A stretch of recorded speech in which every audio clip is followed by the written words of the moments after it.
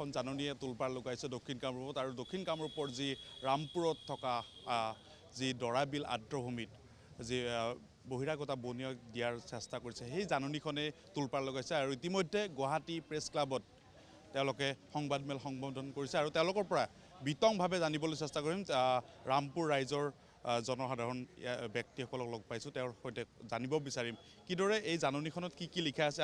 হয়, পোনপ্ৰথমে সংবাদ মাধ্যমক মোৰ ফালৰ পৰা নমস্কাৰ।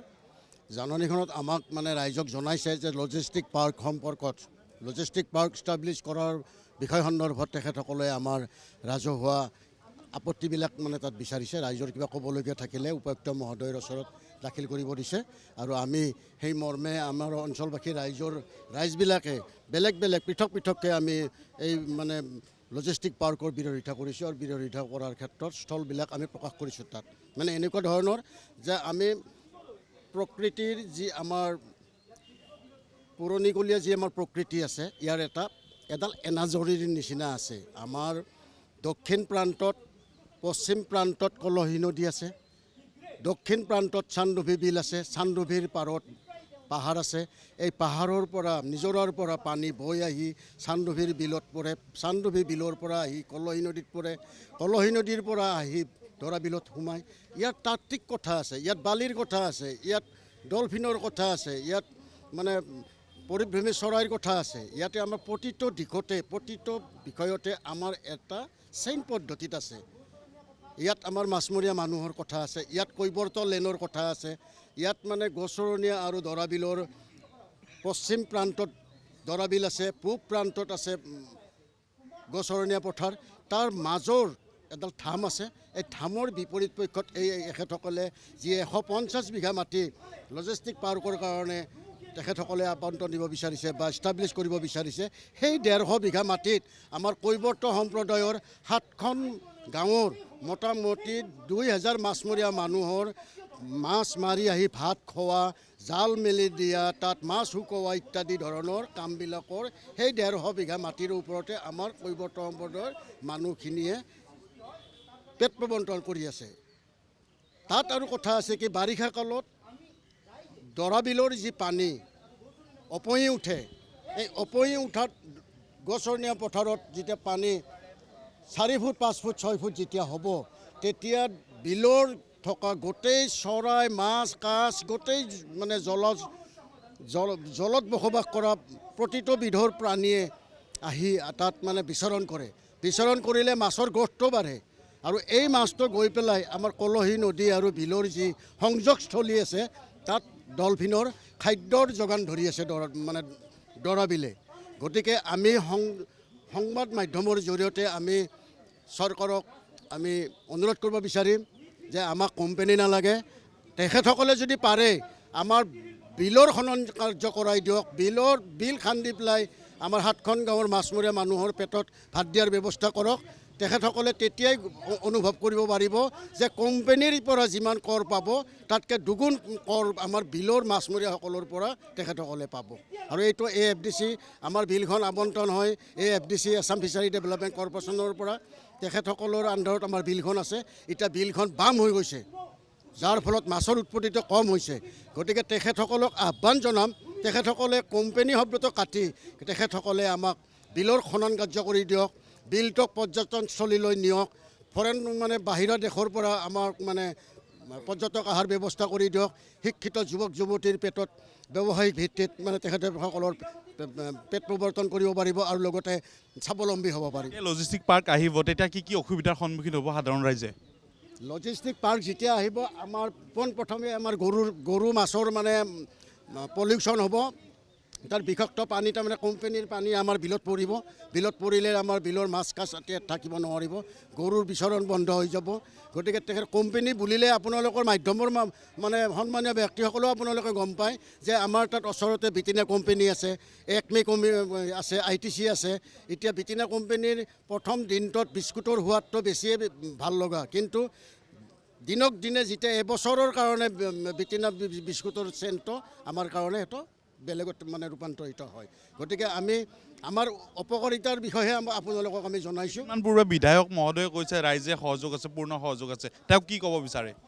বিধায়ক মহোদয়ে কেইজনমান চামচামগিৰি কৰা মানুহক লগত লৈ কমেণ্ট লৈ তাত মানে লজিষ্টিক পাৱাৰ হোৱাৰ কথা কৈছে, কিন্তু তেখেতে বৰ্তমান আমাৰ ৰাজহুৱাভাৱে পাব্লিক হিয়াৰিং লোৱা নাই। তেখেতে আগতে পাব্লিক হিয়াৰিং ল'ব লাগিছিলে। তেখেতৰ নেতৃত্বত আমাৰ মানে পাব্লিকৰ মাজত এটা সভা হ'ব লাগিছিলে, আৰু সেই সভাখনত তেখেতে আমাক ৰাইজক জনাব লাগিছিলে যে ইয়াত আমি এটা এনেকুৱা ধৰণৰ বস্তু এটা লজিষ্টিক পাৰ্ক এখন বনাব বিচাৰিছোঁ, এই ক্ষেত্ৰত আপোনালোকৰ কিবা ক'বলগীয়া আছে নেকি? আৰু আমি গাঁৱলীয়া মানুহ, আমি গাঁও সভাৰ মানুহ, আৰু প্ৰতিটো দিশতে কোম্পানী হ'বলৈ হ'লে গাঁও সভাৰ প্ৰয়োজন।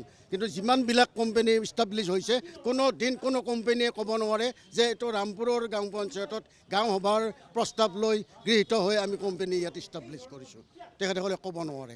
আৰু বিধায়ক মহোদয়ক অনুৰোধ জনাম যে তেখেতে আৰু আমাৰ এনে ৰাইজৰ পৰা মানে অনুমতি লৈ এনেকুৱা ধৰণৰ কাম কৰা বুলি যাতে তেখেতে বেলেগৰ সংবাদ মাধ্যমৰ আগত এনেকুৱা ধৰণৰ মন্তব্যৰ পৰা বিৰত থাকক বুলি তেখেতৰ মই আহ্বান জনাইছোঁ। আপোনাৰ ওচৰলৈ আহিছোঁ।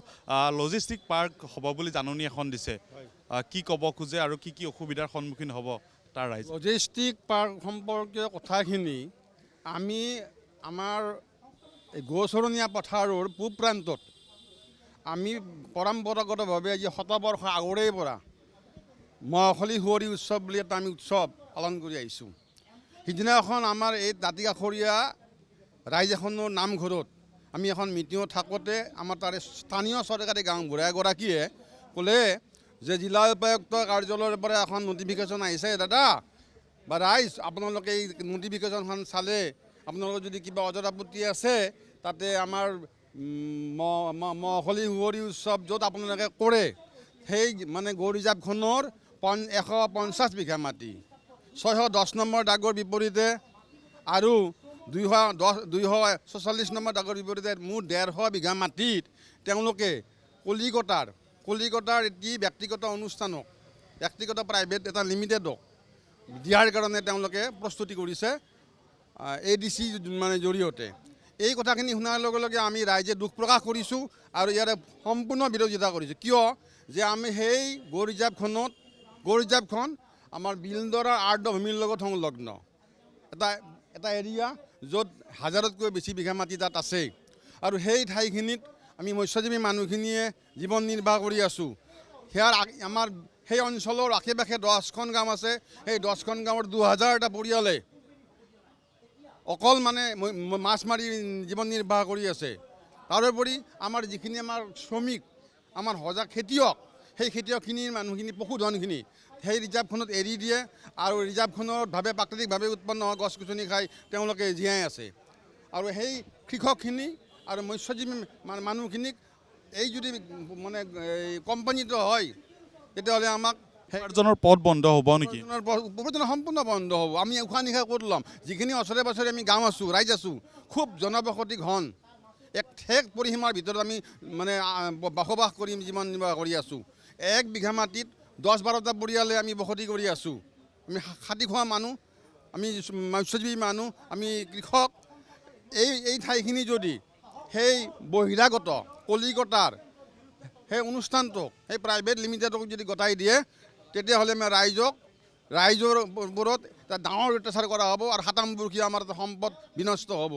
যাৰ কাৰণে আমি এটা সুন্দৰভাৱে আমি আহি মুকলি ঠাইখনত আহি আমি উশাহ নিশাহ ল'ব নোৱাৰিম, আমি উৎসৱ উদ্দীপনা কৰিব নোৱাৰিম। তাত আমাৰ বছৰে বছৰে মেজিৰ যিটো ব্যৱস্থা, মাঘ বিহুৰ যিটো ব্যৱস্থা, কেইবাখনো ৰাইজে মুকলি আকাশৰ তলত মেজি বনোৱাৰ ব্যৱস্থা কৰে, ভোগালী বিহু উদযাপন কৰাৰ ব্যৱস্থা কৰে, সুঁৱৰি উৎসৱ পালন কৰাৰ ব্যৱস্থা কৰে, আমাৰ দৰাবিল মহোৎসৱ পালন কৰাৰ ব্যৱস্থা কৰে। এই গোটেইসমূহ সংস্কৃতি আমাৰ বন্ধ হৈ যাব। কি বিচাৰিছে আপোনালোকে? আমি বিচাৰিছোঁ এইটো, আমাৰ সমগ্ৰ জনসাধাৰণৰ স্বাৰ্থত ৰাইজে বিচাৰিছে যে আমাক কোনো কলিকতীয়াৰ লজিষ্টিক বা ব্যক্তিগত আমাক সেই কোম্পানীৰ নালাগে, আমি সেই 150 বিঘা মাটি আমি দিব নোৱাৰোঁ। এইটো চৰকাৰে সম্পূৰ্ণৰূপে বাতিল কৰিব লাগে, আৰু চৰকাৰে গৌ ৰিজাৰ্ভখন যেনেকৈ আছে তেনেকৈ ৰখাৰ ব্যৱস্থা কৰক। আৰু যিটো আমাৰ দৰাবিল যদি পাৰে, দৰাবিলৰ চাৰিওফালৰ মাটি ডিমাৰ্কেশ্যন কৰি বেদখলমুক্ত কৰি দৰাবিলৰ উন্নয়নৰ কাৰণে তেওঁলোকে ব্যৱস্থা আঁচনি গ্ৰহণ কৰক, আৰু মৎস্যজীৱী মানুহখিনিৰ উপকাৰ কৰক। আমি এইটো বিচাৰিছোঁ। ধন্যবাদ।